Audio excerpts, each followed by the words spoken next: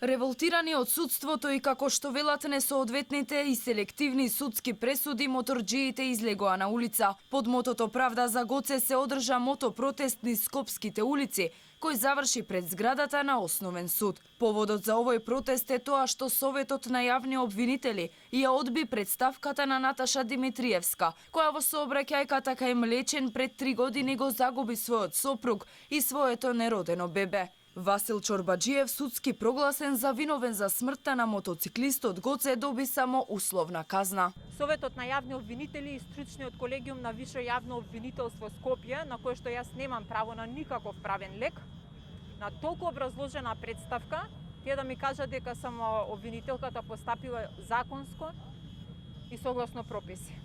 Тоа е срамно за оваа држава. Моторџиите испратија порака до судовите и обвинителствата да се преиспитаат зошто носат неказниви одлуки. Бараат да се задоволи правдата за сите кои настрадале во вакви тешки сообраќајни несреќи.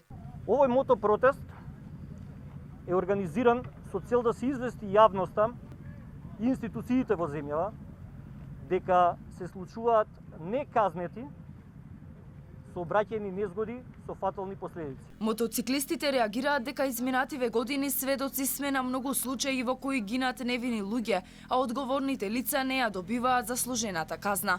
Изрекување условна казна за виновникот во сообраќајката кај Млечен според нив е недозволлива судска пракса.